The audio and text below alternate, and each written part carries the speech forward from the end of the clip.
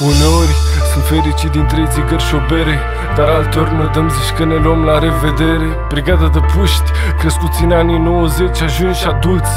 Prea mulți nu ne înțelegem treci, așa că bag plombă la măsea când bag fum. Și că ceva să poată să mă înțeleagă cineva, să mă înțelegi cumva, că fără o parachioară vagabonțala e solitară.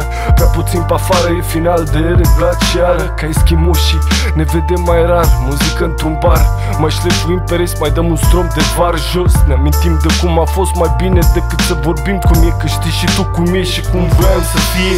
Și nu e, nici mie nu mi-a fost ușor, nici ție. Și tot ce aveam mai drag, cred că e aceeași melodie. Uite-o pe asta, e timpul să ne vedem de ale noastre, spirite libere. Vă salut cu drag, namaste.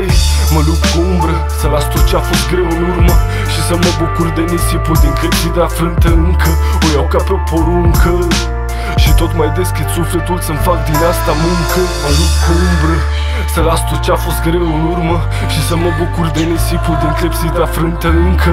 O iau ca pe o poruncă și tot mai deschid sufletul să-mi fac din asta muncă. Mă lupt cu umbră, să las tot ce a fost greu în urmă și să mă bucur de nisipul din clepsita frântă încă. O iau ca pe o poruncă și tot mai deschid sufletul să-mi fac din asta muncă. Tot mai stau seara, cu toate că rana mea adâncă.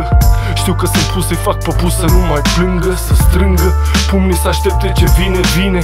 Ce ne-am propus când eram mici, vine, ține-te bine. Oamenii iau locuri, dar prea puțin frecvența locului. Și uită promisiuni din spatele blocului. Ne facem mari, dar nu ne facem mari. Ce tot compar? Tu crezi că în sufletul tău nu ești același golan? Vreme vine, vreme trece și ceasul merge.